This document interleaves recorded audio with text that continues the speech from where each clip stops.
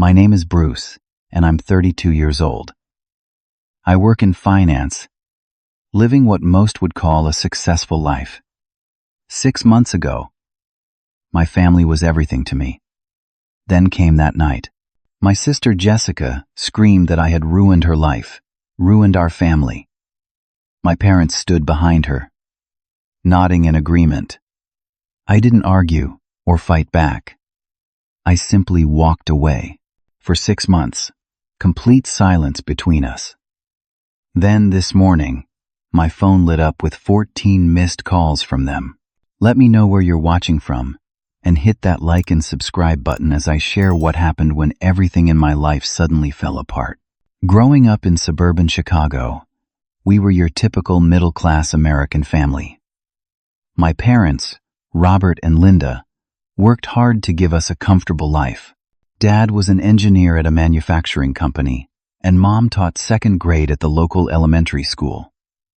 We weren't rich, but we never went without. Our house was modest but warm, filled with family photos and the constant smell of Mom's famous apple pie on Sundays. Jessica was 5 years younger than me. From the moment my parents brought her home, I took my role as big brother seriously. I'd check on her crib before going to bed, sang her to sleep when she had nightmares, and chased away the neighborhood bullies who pulled her pigtails in elementary school. Our childhood bond was something special. Brucey, she'd call me, even when I begged her to stop as I entered my teens. Tell me the story about the brave night again. And no matter how cool I was trying to be as a 14-year-old, I'd sit on the edge of her bed and tell her another adventure story I'd made up. My parents were loving but had high expectations, especially for me. Dad would often say, "Bruce, as the firstborn son, you set the example. Jessica looks up to you." This responsibility shaped much of my identity growing up. When I got B's, they'd ask why they weren't A's. When I won 2nd place in the science fair, the conversation centered on what I could have done to get first. Music was my passion through high school. I played guitar in a garage band, wrote songs, and dreamed of pursuing music professionally. But when college applications came around, my parents sat me down for the talk. "Bruce, music is a wonderful hobby," Mom said gently, "but it's not a reliable career. Your father and I think business or finance would give you a stable future." Dad was more direct. "No son of mine is going to waste his potential chasing rock star dreams. That's not a real job." So I buried my Gibson guitar in the closet and majored in finance. Graduated with honors. Landed a job at a prestigious firm in Chicago. Bought a condo downtown by 26. All the markers of success my parents had outlined for me. Jessica's path was different. When she showed artistic talent, my parents encouraged it. They paid for art classes, bought expensive supplies, and proudly displayed her paintings. When she decided to major in fine arts, there was no lecture about practicality or stability. "Your sister has a real gift, Bruce," Mom would tell me. "Not everyone is meant for the corporate world. Some people need to follow their passion." The double standards stung, but I never complained. Instead, I channeled my frustration into being the reliable one. When my parents' roof needed replacing, I wrote the check. When their car broke down, I handled it. And when Jessica needed tuition for an exclusive art program abroad, I contributed significantly, wanting to support her dreams, even if mine had been shelved. I met Rachel 3 years ago at a coffee shop near my office. She was reading one of my favorite novels, and I used that as an excuse to start a conversation. Smart, independent, and perceptive, Rachel saw patterns in my family dynamic that I was blind to. "You do realize you're their ATM, right?" she asked, after meeting my family for the 3rd time. We were driving back from Sunday dinner at my parents' house. Their family, Rach. That's what family does. Supports each other. Support goes both ways, Bruce. When was the last time they asked about your dreams, or thanked you without immediately asking for something else? I dismissed her concerns, attributing them to the fact that she came from a different family background. Rachel's parents had divorced when she was young, so I assumed she just didn't understand the bonds of a close family. 2 years ago, I bought a larger condo with a stunning view of Lake Michigan. 3 bedrooms, modern kitchen, the works. Rachel helped me decorate it, adding warmth to my previously minimalist style. We were talking about moving in together when Jessica graduated from her art program and returned to Chicago. It's just temporary, Jessica assured me when she asked to crash at my place. Just until I get established in the art scene here. 3 months tops. My parents called me that same evening. Bruce, your sister needs support right now, Mom said. This is such a critical time for her career. You have all that extra space in your new place. Of course she'll stay with me, I replied without hesitation. That's what big brothers are for. Looking back now, the warning signs were all there. The way Jessica would casually mention my boring job. How my parents would change the subject when I shared news about a promotion. The fact that expressions of gratitude were always followed by new requests. But in my mind, this was normal family dynamics. I was doing what a good son and brother should do. Rachel saw it differently.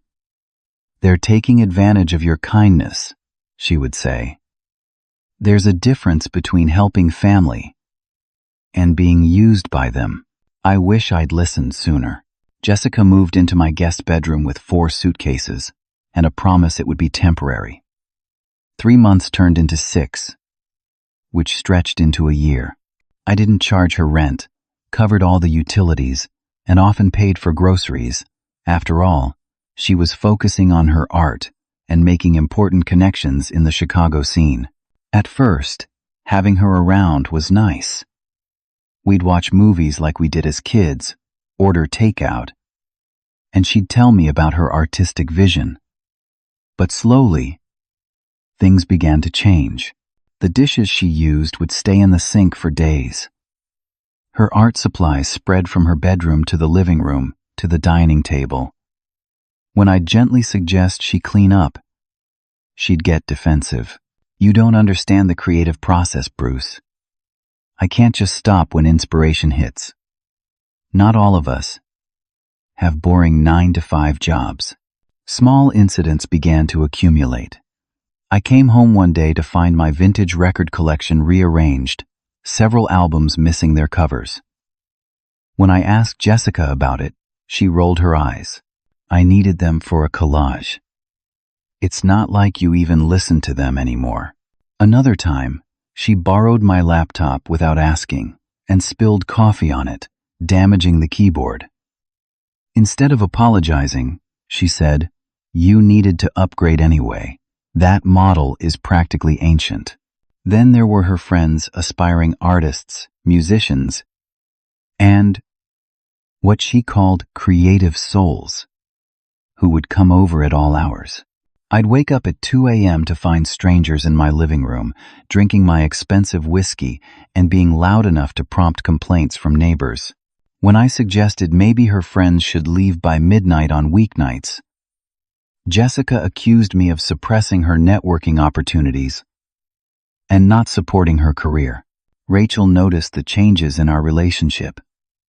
"She's walking all over you," she said one night after Jessica had taken Rachel's favorite sweater without asking. "And you're letting her." "She's just going through a phase," I defended. "The art world is competitive. She's under a lot of pressure." "And what about the pressure you're under? Carrying her financially while she treats your home like a hotel?" My parents weren't any help. Whenever I called to discuss Jessica's behavior, they'd minimize my concerns. "She's an artist, Bruce," Dad would say dismissively. "They don't think like the rest of us." Mom was worse. You should be proud to support your sister's talent. Not everyone can be as financially fortunate as you. Remember, family comes first. The message was clear. Jessica's dreams and comfort mattered more than mine. As the successful one, I was expected to sacrifice without complaint. Things came to a head at a family dinner at my parents' house. Jessica was sharing her plans for an art installation, and everyone was hanging on her every word. When I mentioned my recent promotion, my father nodded quickly before turning back to Jessica. "That's nice, son.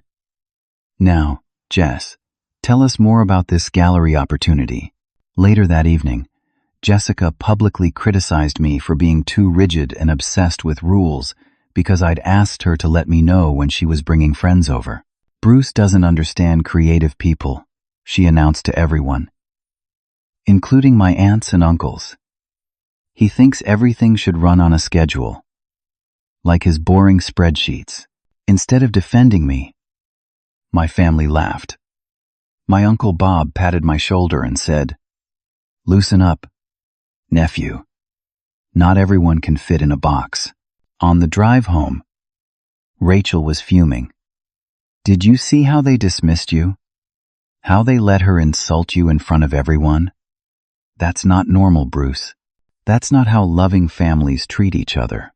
For the first time, I couldn't disagree.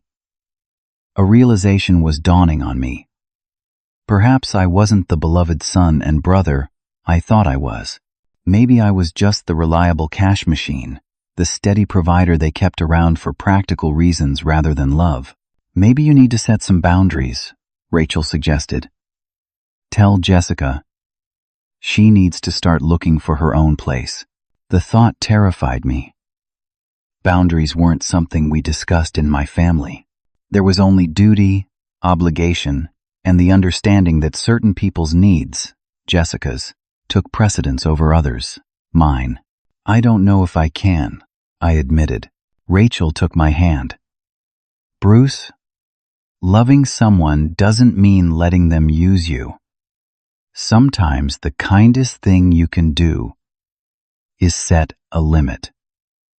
.com. That conversation marked a turning point. I began to see my family dynamics through new eyes. The way Jessica manipulated situations to get her way. How my parents consistently prioritized her feelings over mine. How I'd been conditioned to believe my only value was in what I could provide. It was a painful awakening, but necessary. And it set the stage for the confrontation that would change everything.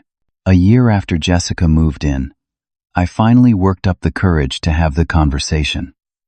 I prepared carefully, choosing a weekend morning when we were both relaxed. I made her favorite breakfast blueberry pancakes and sat her down at the kitchen island. "Jess, I think it's time we talk about your living situation," I began gently. "It's been a year now, and I think we should discuss a timeline for you finding your own place." The change in her expression was instant. Her smile vanished, replaced by a look of betrayal so intense it made me second-guess myself. "You're kicking me out?" she demanded, voice rising. "I can't believe this." "I'm not kicking you out," I clarified. "I'm just suggesting we set a reasonable time frame, maybe 3 months, for you to transition to your own apartment. I'm happy to help with the security deposit, and this is about Rachel, isn't it?" Jessica interrupted. "She's always hated me. She's trying to drive a wedge between us. This has nothing to do with Rachel. It's about boundaries and independence. You're 27, Jess. Don't you want your own space?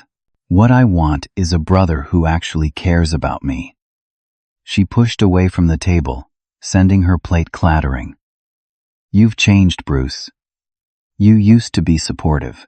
Now all you care about is your money and your girlfriend. You've become completely selfish." She stormed out, slamming her bedroom door so hard a framed photo fell from the wall and cracked. That afternoon, I received a tearful call from my mother. "How could you do this to your sister?" she sobbed into the phone. She called us absolutely devastated. Bruce, she's your family. You can't just throw her out on the street. Mom, that's not what happened at all. I tried to explain. I offered to give her 3 months and help with a deposit. I'm not throwing anyone out. 3 months? Where is she supposed to go? The art world doesn't pay like your fancy finance job. She needs support right now, not ultimatums. The conversation went downhill from there, ending with my mother declaring, "I didn't raise you to be so heartless."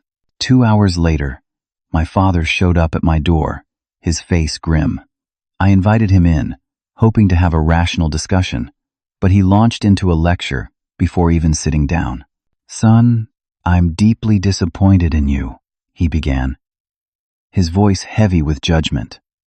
"After everything we've done for you, after all the advantages you've had, this is how you treat your sister?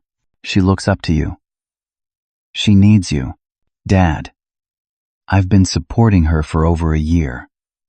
I'm not cutting her off. I'm just asking for a reasonable timeline." Reasonable? What's reasonable about putting deadlines on family? When you were struggling in college, did we put a deadline on our support? I wanted to point out that I had never struggled in college. I had excelled while abandoning my own dreams to follow their plan for me. But I knew that argument would fall on deaf ears. The pressure from my family was creating tension with Rachel too. She stood by me, but I could tell the situation was wearing on her. "It's not your fault," she assured me, "but I hate seeing them manipulate you like this." Trying to keep the peace, I approached Jessica again and offered a compromise. She could stay 6 more months, but would need to contribute to groceries and utilities and respect some basic house rules about guests and noise. Her response? "I can't believe how materialistic you've become. It's pathetic." Despite her words, she seemed to accept the new arrangement, and for a brief period, things calmed down. But then I discovered something disturbing. Unexplained charges on my credit card. $1,000 at high-end clothing stores. Restaurant bills from places I'd never visited. Spa treatments. Art supplies from specialty stores. When confronted, Jessica burst into tears. "I was going to pay you back. I have a big commission coming through soon.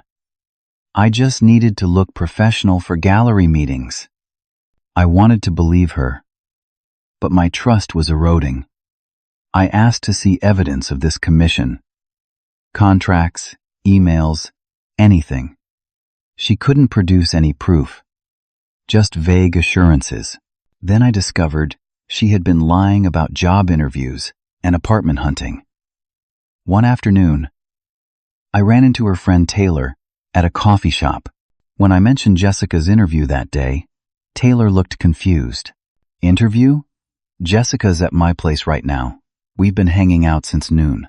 That evening, I checked her browser history on our shared tablet. Invasive, yes, but I was desperate for the truth. Instead of apartment listings or job sites, I found shopping carts full of luxury items and flight searches for a creative retreat in Bali. When I confronted her, the biggest fight yet erupted. Jessica screamed that I was spying on her, violating her privacy, trying to control her life. "You've always been jealous of my freedom," she shouted. "Just because you sold out doesn't mean I have to." This isn't about jealousy, Jessica. This is about honesty. You lied to me about looking for jobs. You used my credit card without permission. Those are serious breaches of trust. Oh, trust? That's rich coming from someone who checks my browser history. You know what your problem is, Bruce?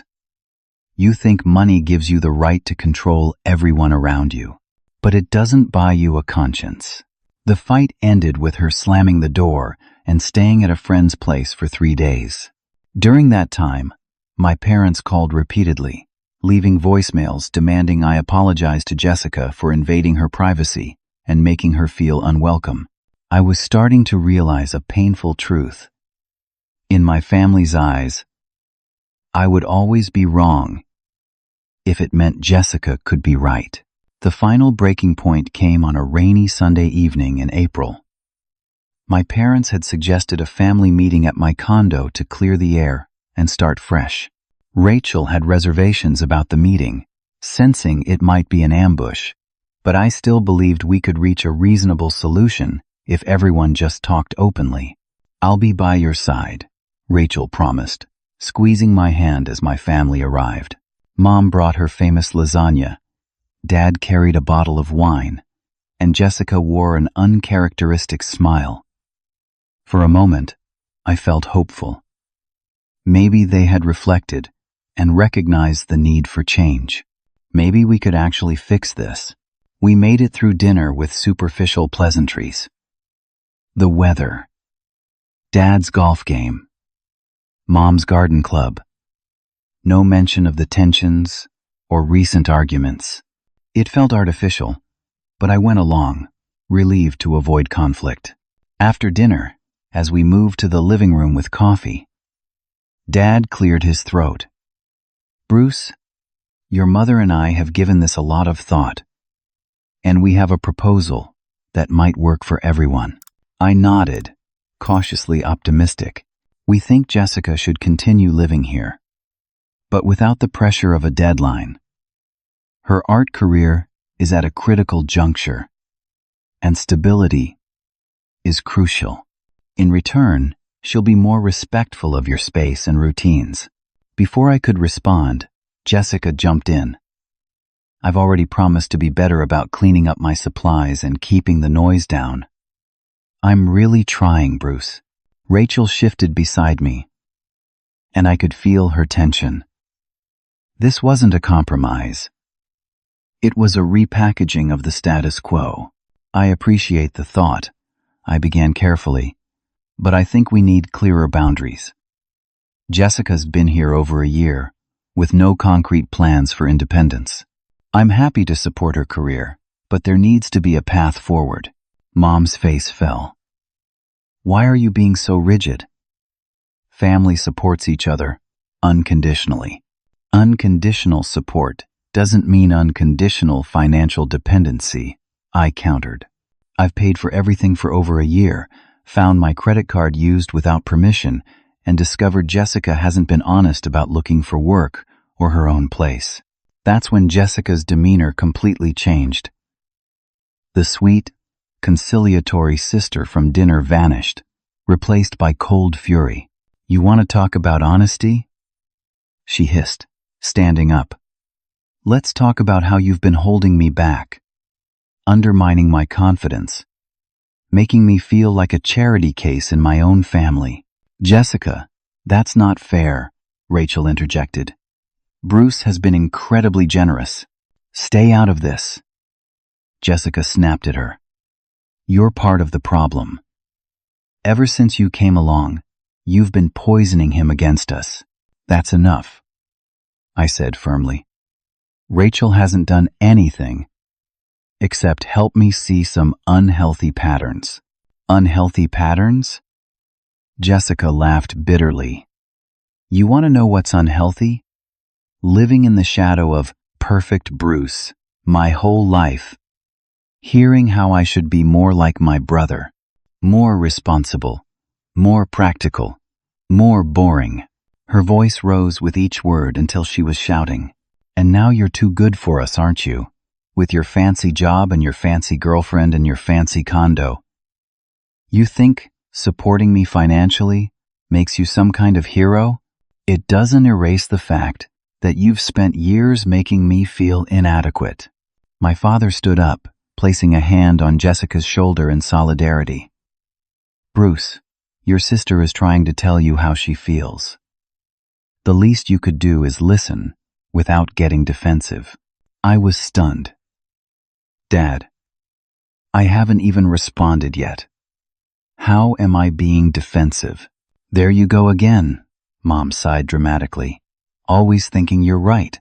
Jessica was now pacing the room, her arms waving wildly. You know what the worst part is? You pretend to support my art, but you've never believed in me. Not really. You think it's a hobby, something I'll grow out of. You're just waiting for me to fail, so you can say, I told you so. That's absolutely untrue, I protested. I've always supported your dreams, even when I had to give up my own. The room went silent for a moment. What's that supposed to mean? My father asked sharply. It means I wanted to pursue music, but I gave it up because you and Mom made it clear it wasn't a real career. Meanwhile, Jessica gets endless support for her art. Different standards for different children. My mother gasped, as if I'd slapped her. How dare you? We've sacrificed everything for both of you. No, Mom. You sacrificed everything for Jessica. For me, you had expectations and conditions. Jessica's face contorted with rage. She stepped toward me, pointing a finger inches from my face. This is why I'm struggling. Your constant judgment, your superiority complex, your need to make everything about you. You've suffocated me. You've ruined my chances, my confidence, my life. Her voice reached a frenzied pitch as she screamed, Why don't you just disappear? Everyone would be happier without your condescension and judgment. You've ruined my life. You've ruined our family, and now you're trying to throw me out on the street. I looked to my parents, expecting them to calm her down, to recognize the irrationality of her accusations. Instead, my father nodded grimly. Son, we've tried to be patient, but your behavior has become increasingly selfish. We didn't raise you to turn your back on family. My mother wiped away tears. All these years, we've been so proud of you. And this is how you repay us? By hurting your sister this way? I felt like I'd stepped into an alternate reality. These people, my family, were looking at me like I was a villain in their story. Years of support, financial help, putting their needs before my own. None of it mattered. In their narrative, I was the selfish one, the bad son, the cruel brother. Rachel stood up, her voice shaking with controlled anger. I can't believe what I'm hearing. Bruce has done nothing but support all of you, emotionally and financially. For years, he's given up his own dreams, his space, his privacy. And this is the thanks he gets? This doesn't concern you, my father said dismissively. Actually, it does, Rachel replied. Because I love Bruce, and I can't sit here and watch you gaslight him. Jessica scoffed. Gaslight? Please. Bruce is the master manipulator here. I looked around the room at Jessica's hatred, my father's disappointment, my mother's tears, and Rachel's protective stance beside me, and something inside me finally broke. Or perhaps something finally clicked into place. For years, I'd been trying to earn the approval and love of people who were incapable of giving it freely. I'd been pouring my energy, my resources, my heart into a family dynamic that was fundamentally broken. I understand now, I said quietly. The room fell silent, everyone turning to look at me. I understand that nothing I do will ever be enough. I understand that in this family, my role is to give without receiving, to support without being supported. I understand that my feelings and boundaries will never matter as much as Jessica's desires. I stood up slowly, a strange calm washing over me. I've spent my life trying to be the son and brother you wanted. I gave up my dreams, my space, and my peace of mind. But I can't do it anymore. What are you saying? My mother asked, alarm replacing the tears. I'm saying I'm done. Jessica, You have 30 days to find a new place to live. I'll pay for your first month's rent somewhere else, but after that, you're on your own.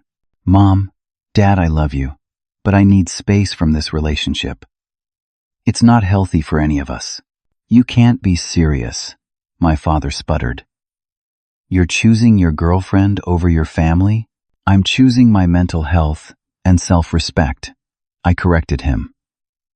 And if you can't see the difference, that only confirms I'm making the right choice. Jessica's face was a mask of shock and rage. You'll regret this, Bruce. When you're all alone, with no one who really loves you, you'll regret this. I looked at her, my little sister, the girl I'd once protected from nightmares, and felt a profound sadness. I already regret waiting so long to stand up for myself. With that, I walked to the front door and held it open. I think we're done for tonight. Please respect my decision. One by one, they filed out, Jessica storming past without looking at me. Mom sobbing into her hands. Dad shaking his head in disgust. As the door closed behind them, I felt something I hadn't expected. Relief. Rachel wrapped her arms around me. I'm so proud of you. That was incredibly brave. I don't feel brave, I admitted. I feel like I've lost everything. Not everything, she whispered. You've gained yourself back. And you have me. We'll get through this together. That night, as text messages poured in accusations, guilt trips, demands for apologies, I made a decision. I blocked their numbers, closed my social media accounts, and began planning for a life free from toxic family dynamics. I didn't know then that 6 months would pass before I heard from them again, or what it would take to bring them back into my life. But in that moment, I knew I had taken the first step toward healing. 2 weeks after the confrontation, I helped Jessica move her belongings to a studio apartment I paid for up front with a 3-month lease. She accepted the help, but refused to speak to me during the entire process. As I handed her the keys, I tried one last time to reach her. Jess, it doesn't have to be like this. We can work on rebuilding our relationship in a healthier way. She took the keys without meeting my eyes. Save your therapy talk. You've made your choice. Those were the last words my sister spoke to me before I made a dramatic change. I accepted a transfer to my company's Boston office, 500 miles away from Chicago, and the remnants of my fractured family. Rachel supported my decision but couldn't immediately join me. Her position as a hospital administrator required a longer transition period. We'll make long-distance work for a few months, she assured me. This is the fresh start you need. The first few weeks in Boston were some of the loneliest of my life. I rented a 1-bedroom apartment with minimal furnishings. Cardboard boxes served as makeshift tables. I slept on an air mattress while waiting for proper furniture to be delivered. Each evening after work, I'd return to this hollow space and wonder if I'd made a terrible mistake. Calls and video chats with Rachel were my lifeline. It's normal to feel disoriented, she reminded me. You're grieving the loss of your family as you knew them. Loss was the right word. Despite their treatment of me, I mourned the family I thought I had, the loving parents I believed in, the close sibling relationship I'd treasured. Phantom pain from an amputated relationship. My new coworkers were friendly but distant. I was the new guy from Chicago who kept to himself. Without family obligations consuming my weekends, I found myself with an abundance of unfamiliar free time. One Saturday, wandering through a neighborhood in Cambridge, I heard music drifting from a small shop. Inside, guitars lined the walls. Without thinking, I walked in and found myself running my fingers over the strings of a beautiful Taylor acoustic. That one has a great sound, said the shop owner, an older man with calloused fingertips. You play? I used to, I admitted. A long time ago. He handed me the guitar. No such thing as used to. Music stays in your hands. That day, I left with the tailor and something I hadn't felt in years. A sense of possibility. That evening, I relearned old chord progressions, my fingers stiff, but remembering. I started with simple songs I'd played as a teenager, then moved to composing my own melodies. When Rachel visited 2 weeks later, she found me surrounded by music sheets and a recording app open on my laptop. Bruce, she said, eyes wide with delight. This is amazing. I've never seen you like this. I feel like I'm meeting myself again, I told her. The self I left behind. Rachel's visits became more frequent, and with each one, my apartment became more of a home. She brought plants that thrived under her care, artwork for bare walls, and her presence filled the emptiness. 3 months into my self-imposed exile, I started seeing a therapist. Dr. Mercer specialized in family trauma and boundaries. In our first session, I struggled to articulate why I was there. My family situation is complicated, I began. But maybe I'm overreacting. Why don't you tell me what happened, and we can explore that together, she suggested. Over several sessions, I unpacked the family dynamics I'd normalized for years. The double standards, the emotional manipulation, the expectation that I sacrifice while others took. Dr. Mercer listened without judgment, occasionally asking questions that illuminated patterns I hadn't recognized. What you're describing sounds like a form of emotional abuse, she said during one pivotal session. You were assigned a role, the provider, the responsible one, and whenever you tried to step outside that role or establish boundaries, you were met with punishment. The word abuse stopped me cold. Isn't that too strong? They never hit me or anything. Emotional abuse can be more difficult to recognize because it doesn't leave visible bruises. But the impact on your sense of self, your confidence, your understanding of what love looks like, those wounds are real. Tears came then, unexpected and uncontrollable. Recognition can be both painful and freeing. Slowly, I began building a life that reflected my own values and desires. I joined a local musicians group that met weekly to jam and share compositions. I volunteered teaching financial literacy at a community center. I reconnected with old friends who'd fallen by the wayside during my years of family obligation. At work, freed from the constant drain of family drama, my performance improved. I received a promotion and began mentoring newer analysts. My boss noted the change. Whatever's happened in your life, it suits you. You seem more present, more engaged. 4 months after moving, Rachel received a job offer at a Boston hospital.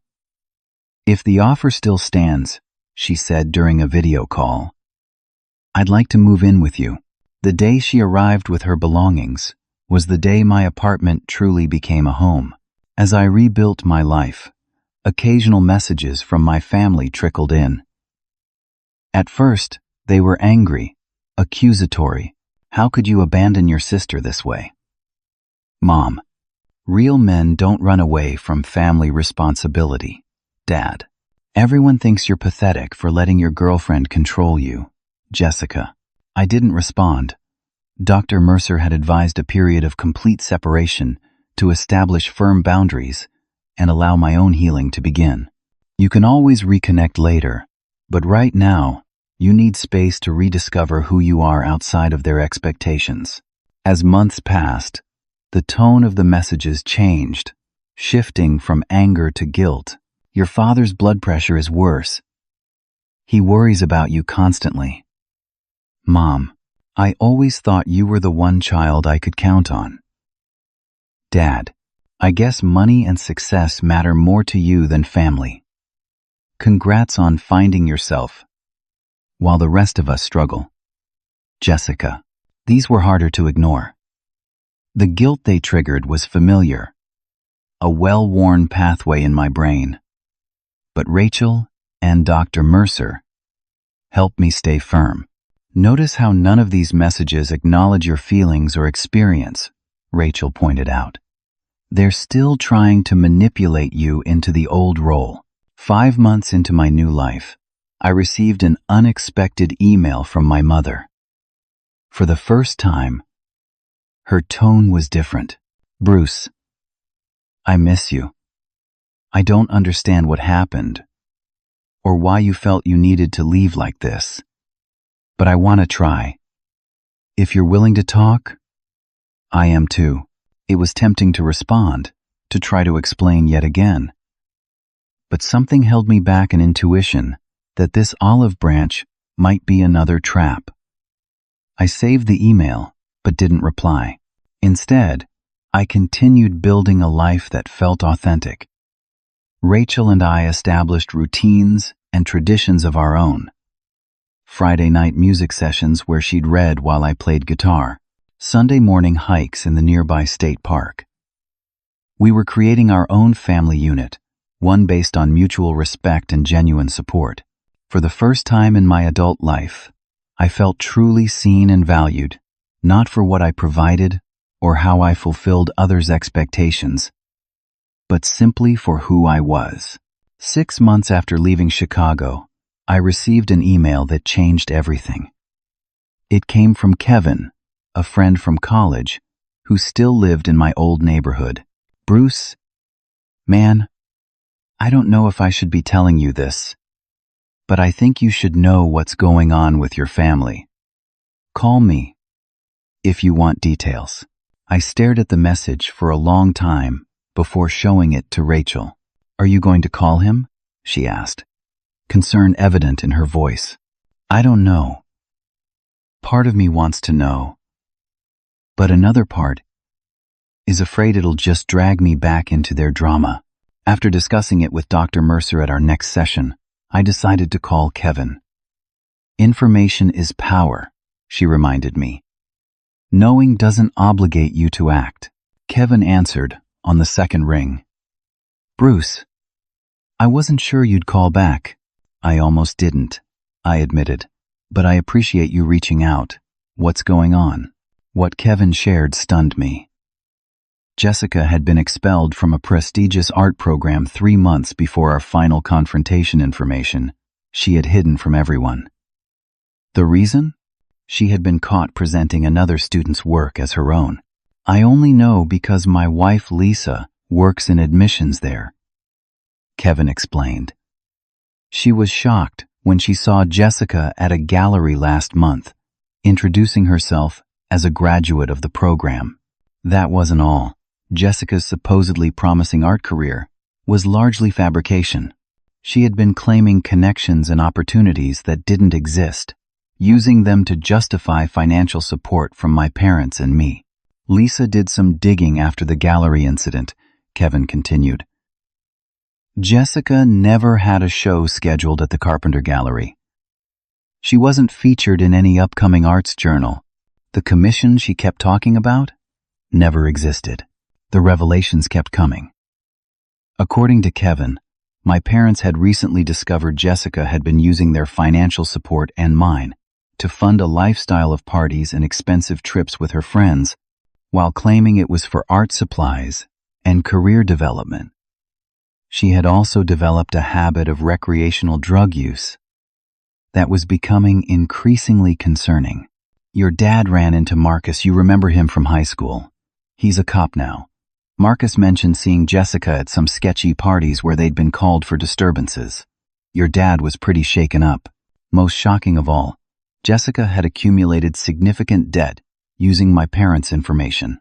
She had opened credit cards, taken out loans, and even attempted to refinance my parents' house by forging signatures. Your parents are in a really tough spot financially now, Kevin said solemnly. Your dad's talking about postponing retirement. I think your mom's been trying to reach out to you. But they're both pretty embarrassed about the whole situation. After hanging up, I sat in stunned silence. Rachel found me on the balcony, staring out at the Boston skyline. Are you okay? She asked softly, placing a hand on my shoulder. I don't know what to feel, I admitted. Part of me feels vindicated I wasn't crazy or selfish for setting boundaries, but another part of me feels terrible for my parents. They've been manipulated even worse than I was. Do you want to reach out to them? I considered this. Not yet. I need time to process. That night, I couldn't sleep.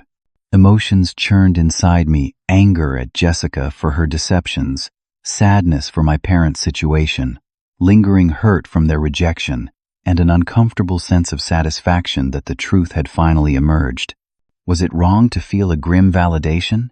The next morning, Rachel found me at the kitchen table, nursing a cup of cold coffee.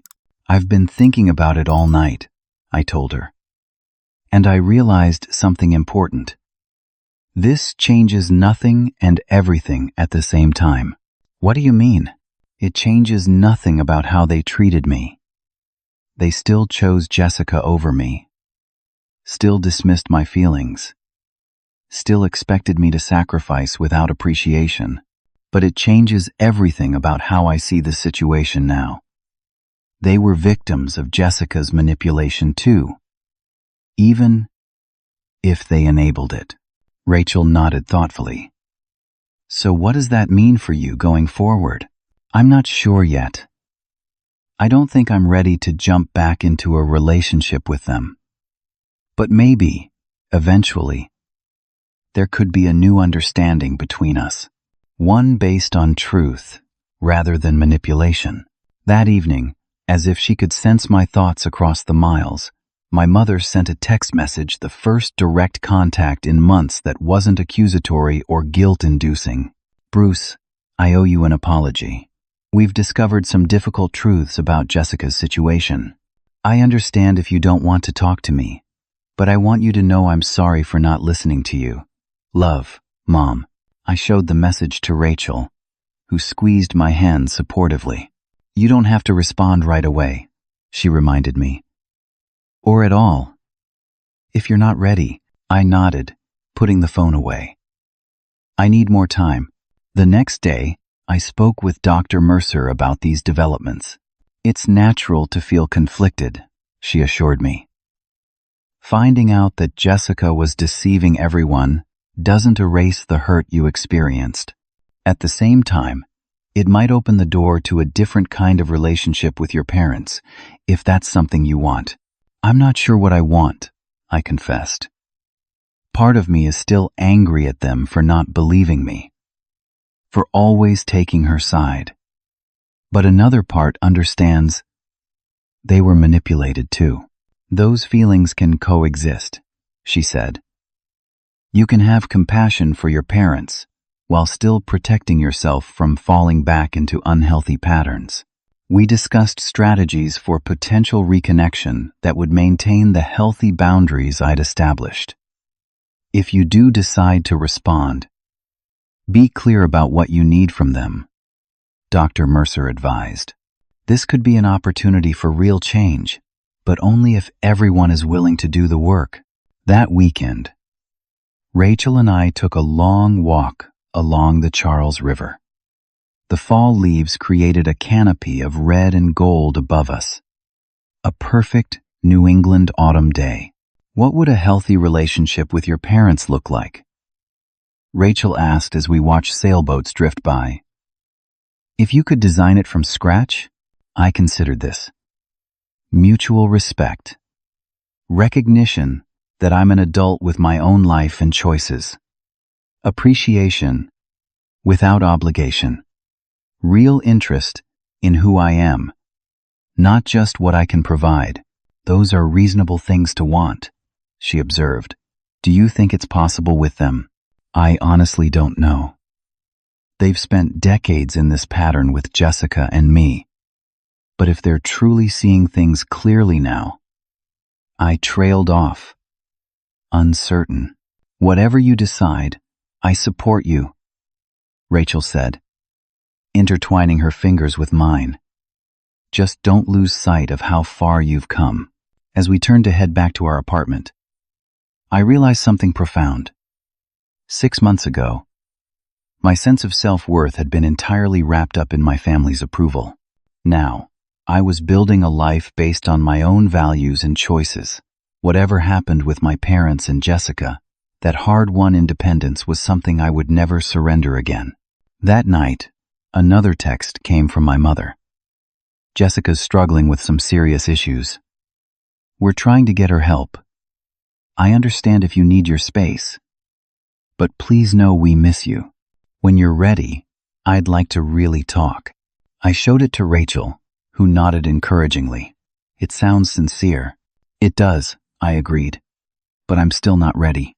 As I put my phone away, I felt neither triumph nor bitterness, just a quiet resolve to protect the peace I'd found, and a cautious hope that maybe, someday, truth could lead to healing. This morning, I woke to the sound of my phone vibrating repeatedly on the nightstand. Through bleary eyes, I checked the screen and felt a jolt of shock. 14 missed calls, 3 from my father, 5 from my mother, and 6 from unknown numbers. As I scrolled through, a voicemail notification appeared. With Rachel still sleeping beside me, I slipped out of bed and onto the balcony. The October air was crisp, the sun just beginning to rise over the Boston skyline. My hand trembled slightly as I pressed play on my father's message. "Bruce, it's Dad." His voice sounded older, strained. "Jessica's in the hospital. She took some pills at a party. Someone called an ambulance. The doctors say she'll recover. But, son, we need you. I know we haven't earned the right to ask, but please call us back." I stood frozen, watching my breath form small clouds in the morning air. Inside, I heard Rachel stirring. When she joined me on the balcony, wrapped in her robe, I wordlessly handed her the phone. After listening, she looked up at me with concerned eyes. "What are you going to do?" It was the question I'd been asking myself since hearing my father's voice. 6 months of silence, of building a new life, of healing. Did I risk it all by stepping back into their world? Yet could I live with myself if I turned my back now? "I need to call them," I said finally. "But I'm scared, Rach. Scared of being pulled back into the old patterns. Scared of losing myself again." She took my hands in hers. "You're not the same person who left Chicago. You're stronger now. You know where your boundaries are." Inside, I made coffee while Rachel prepared breakfast. The normalcy of our morning routine calmed my racing thoughts. As I waited for the coffee to brew, I called Dr. Mercer and left a message explaining the situation. She called back within the hour. "This is a significant moment," she acknowledged after I explained the calls. "How are you feeling about potentially reconnecting with your family?" Conflicted. Part of me wants to help, but another part is afraid this emergency will erase all the boundaries I've worked so hard to establish. "That's a valid concern," she affirmed. "If you do decide to engage, what would help you maintain those boundaries?" We discussed strategies, being clear about the terms of my involvement, limiting the duration of any visit, ensuring I had support and space to process my feelings. By the end of our conversation, I had a clearer sense of how to proceed without compromising my well-being. After hanging up, I took a deep breath and called my father back. "Bruce?"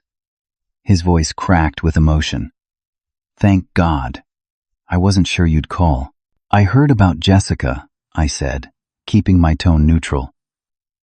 "I'm sorry she's going through this. How is she doing?" "The doctors say she'll recover physically, but she needs help, son. Real help. The kind we can't give her." What happened exactly? He sighed heavily. She's been spiraling for months. After everything came to light, the lying, the credit cards, the drugs we tried to set limits, she didn't take it well. Started hanging out with a rough crowd. Last night, she mixed pills with alcohol at some party. If her friend hadn't found her when she did, he couldn't finish the sentence. In the background, I could hear my mother's muffled sobs. Dad, I want to help, but I need to be clear about something. Things can't go back to how they were before. I can't be the person who fixes everything, who shoulders everyone else's burdens without support. A pause. Then, we understand that now, Bruce. These last 6 months, they've been a wake-up call. Seeing Jessica's behavior without you here to buffer it, discovering the extent of her deception, it's forced us to confront a lot of hard truths. About her, about ourselves, about how we treated you. It was the most insight my father had ever shown about our family dynamics. I can fly down tomorrow, I offered. But I'll need to return to Boston in a few days. My life is here now. Of course, he said quickly.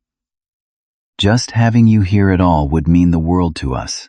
After making arrangements, I hung up and turned to Rachel. I'm going to Chicago tomorrow. Just for 3 days. Do you want me to come with you? I considered this. Having Rachel with me would provide support, but I also needed to face my family on my own terms. I think this is something I need to do alone, I said finally. But knowing you're here, supporting me from a distance, that means everything. The next morning, as my plane descended toward Chicago, I felt a strange mix of dread and determination. 6 months ago, I'd left this city broken and defeated. Now, I was returning on my own terms, with clear boundaries and a stronger sense of self. At the hospital, my mother was waiting in the lobby. She looked smaller somehow. Her once perfectly coiffed hair, now streaked with more gray. Her face lined with new worries. When she saw me, her eyes filled with tears. "Bruce," she whispered, rising to embrace me. I returned the hug but maintained a certain emotional distance. "How is she?" I asked, as we walked toward the elevators. "Stable. The doctors want to transfer her to a residential treatment facility once she's physically recovered. She needs help with addiction and other issues." In the elevator, my mother turned to me, her eyes searching my face. "You look good, Bruce." "Different somehow." "I am different," I acknowledged. "These months away have been important for me." She nodded, a flash of sadness crossing her features. "I understand why you needed to leave. We didn't at the time, but we do now. Your father and I, we've done a lot of soul searching." The elevator doors opened to the psychiatric ward. My father was sitting in a small waiting area, his shoulders hunched, looking older than his 62 years. When he saw me, he stood awkwardly, as if unsure how to greet his own son. I extended my hand, which he took before pulling me into a tight hug. "Thank you for coming," he said, his voice rough with emotion. Before seeing Jessica, we sat together in that sterile waiting room, having the first honest conversation in perhaps our entire family history. "We failed you, Bruce," my father said simply. "We placed unfair expectations on you while giving Jessica endless second chances. We took your support for granted and dismissed your concerns. I can't undo that, but I want you to know I see it now. And I'm deeply sorry." My mother wiped tears from her cheeks. "When you left, we were angry at first. Then Jessica's deception started coming to light. The art program expulsion, the credit card fraud, the drugs. It was like scales falling from our eyes. We kept waiting for you to come back and fix everything. Like you always did, my father admitted. It took us too long to realize that wasn't your responsibility, that we needed to step up ourselves. Their words were healing balms on old wounds, but I remained cautious. I appreciate you saying these things, but real change takes time and consistent effort. One conversation doesn't erase years of patterns. They both nodded in understanding. We don't expect immediate forgiveness, my mother said. We just hope for a chance to build something new, something healthier. Meeting Jessica was harder. She lay in the hospital bed looking pale and fragile, so different from the confident, demanding sister who had screamed at me to disappear from her life. When she saw me, shame flooded her face. I didn't think you'd come, she whispered. I almost didn't, I admitted, taking a seat beside her bed. I'm sorry, Bruce. For everything. The lying, the money, the things I said. Her voice broke. I was so jealous of you. Your stability, your success. It was easier to blame you than admit I was failing. I'm sorry too, I said, surprising myself. Not for setting boundaries, but for not seeing that you needed help, not just financial support. We talked for nearly an hour, the most honest conversation we'd ever had. Jessica admitted to struggles with addiction that had begun years ago. Her feelings of inadequacy compared to me. Her use of manipulation to get what she wanted. She didn't ask for forgiveness, just acknowledged the damage she had done. As I prepared to leave, she caught my hand. I don't expect things to go back to how they were, but I want you to know I'm going to do the work this time. Real work on myself. I hope you do, I said sincerely. For your sake, not just for the family. The 3 days in Chicago were emotionally exhausting, but clarifying. I met with the doctor overseeing Jessica's case and helped my parents understand the treatment options.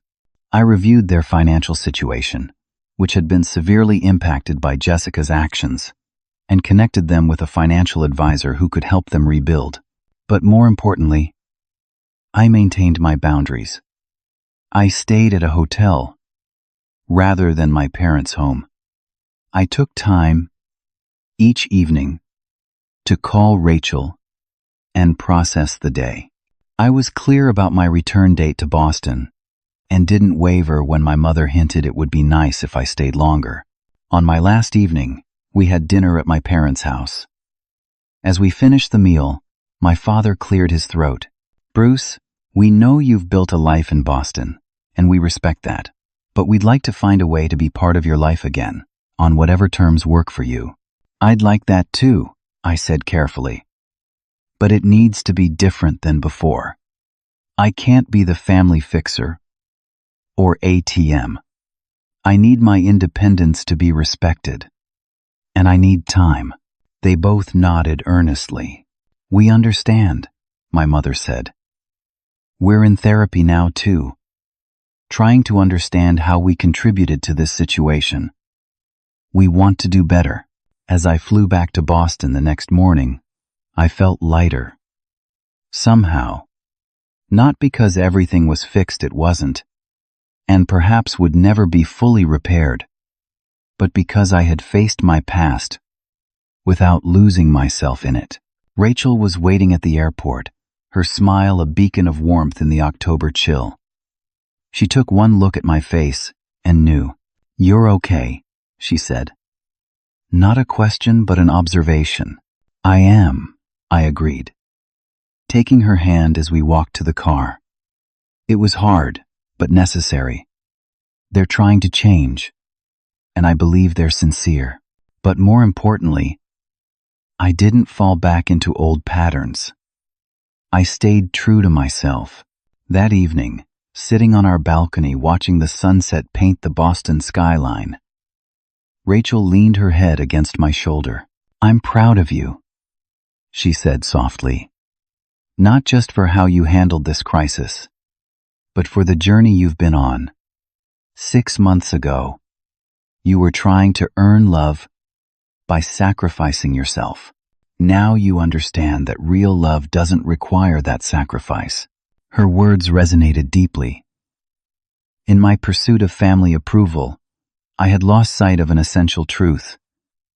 Love should lift you up, not drain you dry. Real support goes both ways. Real families respect boundaries and individuality. In the weeks that followed, I maintained cautious contact with my parents. Short phone calls, occasional texts. They respected my pace, never pushing for more than I was ready to give. Jessica entered a residential treatment program, beginning the long journey toward recovery. As for me, I continued building the life I wanted. Rachel and I got engaged on a crisp November evening. I performed my own songs at a local coffee shop's open mic night. I found joy in small moments and peace in knowing my worth wasn't tied to others' expectations. The pain of the past hasn't disappeared entirely. There are still moments of anger, of grief, for what might have been. But there's also hope for what could be a relationship with my family built on honesty and mutual respect, rather than obligation and martyrdom. Perhaps the greatest lesson in all of this is that sometimes walking away isn't abandonment. It's an act of self-preservation and ultimately of love. Sometimes the kindest thing you can do for others and for yourself is to break unhealthy cycles, even when it hurts. True healing began not when my family recognized their mistakes, but when I recognized my own worth. And that's a lesson worth every painful step of the journey. Have you ever had to set difficult boundaries with people you love? How did you balance compassion with self-care? Share your experiences in the comments below. And if this story resonated with you, please like, subscribe, and share with someone who might need to hear that it's okay to prioritize their own well-being. Thank you for listening to my story. And remember, sometimes the bravest thing you can do is simply to value yourself enough to walk away.